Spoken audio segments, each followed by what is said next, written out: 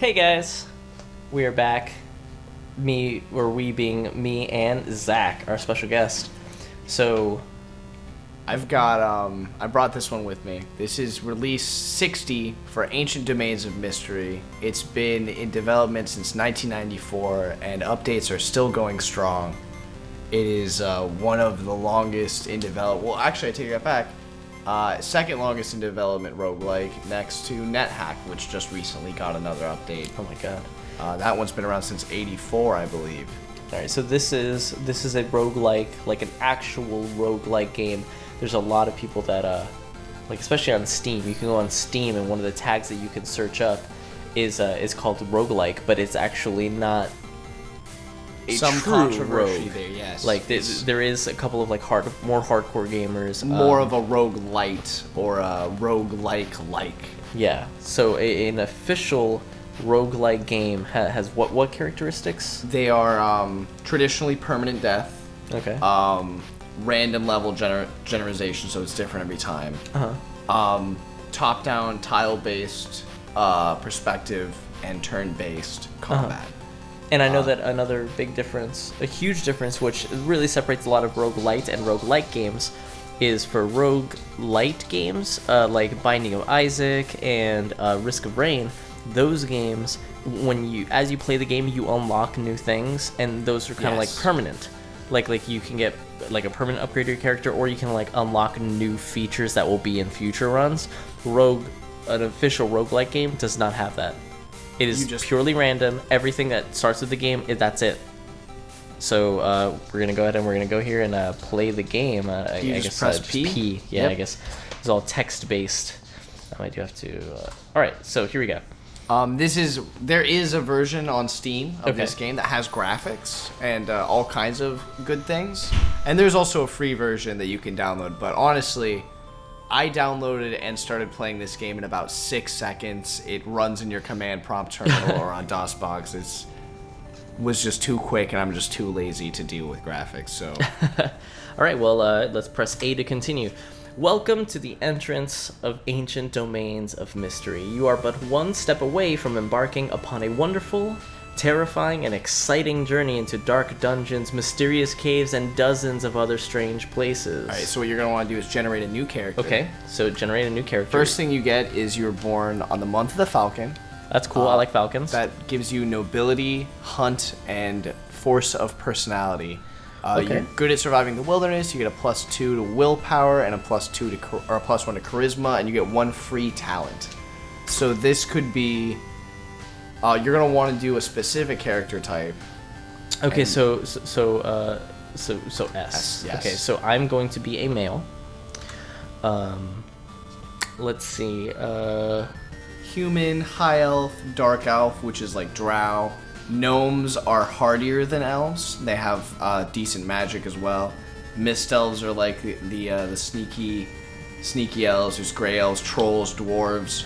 Okay, so our person was noble and had what kind of Good. They're good with like the wilderness. Okay, so I feel like that's kind of like an elf, right? An elf, gnome too. Okay, so we're gonna be a dwarf. Okay. Okay. All right, and I think. Okay, so I'm reading these. I know exactly what I want to be. I want to be a merchant. Okay. Because a male, short, more stocky merchant, that is Tornico, if any of you know, from the Dragon Warrior franchise, specifically Tornico. He has like, I think it's called Tornico's Quest, or that's another rogue light game that's on the PlayStation, which is fantastic. So that's what you're gonna do? Yes, so I'm going to be a merchant. All right, so you are born to be a male dwarf. You have brown hair, brown eyes, and a tanned complexion. I would date me. Your parents were poor people. They loved you and cared for you, although you had to hunger more than once. During your childhood, one of your uncles taught you a lot of things about the history of your people. Your vast knowledge of the legends and the lore of your people made you very popular with your friends because of all the exciting stories you knew. As a kid, you often watched the adult adventurers preparing for new exciting journeys. They sparked your imagination. Your life as a young adult was characterized by steady determination. Your goal lay clearly ahead of you and you never strayed from your path.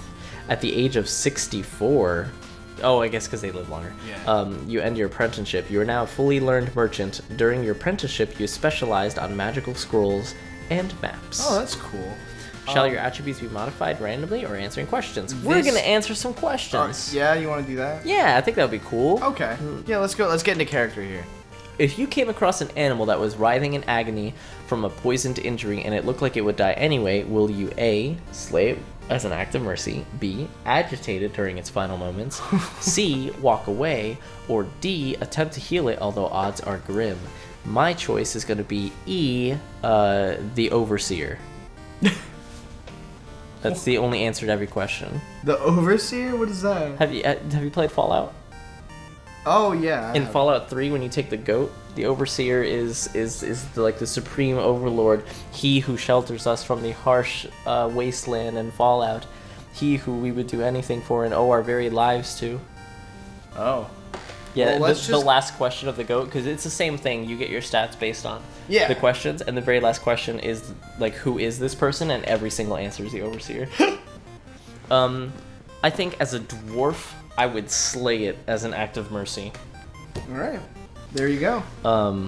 But I mean, we're going as, and do we name our guy? Like, will it ask us this? It will. Okay. So we will slay it. You are called home to run your late father's shop, but you are on a spiritual quest. You return home, duh, because, I mean, that's what you're a dwarf. Okay. And you're a shopkeeper now. This explains why you run a shop now. All right, so A is to return home without a moment's pause. B is to stay to follow your quest indefinitely. C is to send some poor farm kid in your place. What? Or D is to continue questing in the hopes that the shop will still be there when you finish. Well, yeah, we're a merchant, so we got to go home and run that shop. All right. And then you've been training with weapons for some time. Your master believes that you are still too young to be successful as a warrior and wants you to wait for a couple of years before you resume your combat training. Will you agree with him and wait for a couple of years before resuming your training? B, train harder and longer to prove your determination and worth to him. C, learn a few dirty tricks from an older friend to make up for your lack of physical talent. Or D, stop your combat training completely in order to try your talents in other areas. Where's E, kill his ass to prove that you've now become the master? I think that's B. Okay, so we'll go with B. You were offered 2 jobs on your first trip to the biggest city in your home country. The local library wants you to help the old librarian to catalog dozens of new books and texts, but the local stable owner wants you to help him train 3 spirited colts. Will you? There is no need to read any of these choices, because if you've watched Parks and Rec like I have, the library is a den of evil and thieves and liars, and its only true home is in the flames of hell. So I like the library, but yeah, eat those horses. Okay, now why will we take it? Will we accept the stable owner because horses are so much more exciting than books, or because we cherish the thought of mastering the art of training horses a lot more than studying books? I'm gonna go with because horses are not books. Yeah, horses aren't books. You can't read a horse. You return from your hunting trip and you notice your cottage is on fire. Half of it is burned already. Do you try to save what you can by any means? Let it burn and build a new cottage somewhere else? Rush over to town and demand money for your lost cottage, or suspect that someone tried to assassinate you and stay on your guard? I left the iron on. There is a board game that I really like, and you guys should take a look at it. It's called Tales of Arabian Nights, or I think it's just called Arabian Nights, but it is a game where you kind of like, you're trying to collect fame and fortune, and then return home to like your homeland in Baghdad, I believe. And when you come across these different things, you look at like a kind of like a matrix of options that you could do. So to be like, oh, you encounter so and so, and what do you want to do? And there's a list of stuff. So one of the things is actually like a burning building, and I'm upset that they do not have drink the fire. What? As an option. Drink the fire? Well, you can get that if you find a holy flame. It'll be like, what do you want to do with it? And one of the options is you can eat it. What? Yeah, it's crazy. All right, so I would not try to save it because it's already burning down and we're losing all this stuff, and I'd probably die. I'm also a dwarf. Yeah. So I feel like I have a lot of hair, and that would just ignite. So I wouldn't just let it burn and just awe in the splendor of fire. But I am a merchant, so I feel like I would demand money for my cottage, because I'm like, you know what? I need to turn this into a positive. I need to make this red into green. I like it. All right, when exploring a long-forgotten shed in the woods on a very cold night, you discover a chest with many ancient books and parchment scrolls. I'm good at those. Yeah. Will you take some time and study the text despite the cold weather and the dark night? Burn the text to heat the shed. Take the scrolls and books back to your home and then sell them to the local merchants. I am the local merchants. Yeah. Yeah. So, all right, there you go. D, ignore your findings. Yeah. Get out of here. The final day of your apprenticeship has come. All the hardships have been mastered, all lessons learned, all gripes forgotten. Quite pleasantly, your master surprises you with a farewell gift. One of 4 to be exact. Will you pick a pair of sturdy boots, select a slender dagger, choose a small pouch of coins to help get you past the worst, or go for a few bits of final advice to help you on your way? The dagger. The dagger? Yeah. Why the dagger? Because you're a merchant, you have to go to dungeons. This is a dungeon crawling game. What the hell is wrong with you? You pick a pair of sturdy boots so that your legs look really awesome, because that's what makes people want to come into your shop and buy your stuff. Okay. You have to look super good. You're right. I've honestly never played a merchant. I don't know how this is going to go. This is going to go terribly. I'm going to die, like, immediately. Alright, you are carrying your liege's gold to his castle. You stumble upon a poor beggar. Do you rob him? Yes. Oh my god, that's a choice! Yeah. Yes. In your childhood, slaves were forced to work in your neighborhood. Many of the slaves were too young, too old, or too weak to work effectively. The force masters mistreated them and abused them all the time. Will you A, help them just personally? help them. All of these other trying ones to are lessen bad. the worst chores the slaves face and bring them food and water whenever you can. Ignore their pains, because bringing them food and water would only prolong their suffering. Oh my god. Ask the taskmasters if a couple of silver pieces would allow you to take some of the slaves home with you to do the hard work you are obliged to do for your family. Ask the taskmasters if a couple of silver pieces would allow you to take some of the slaves home with you to do hard work you are obliged to do for your family, and then do those hard work so the slaves can recover a bit. No, D is a nice choice. D is nice.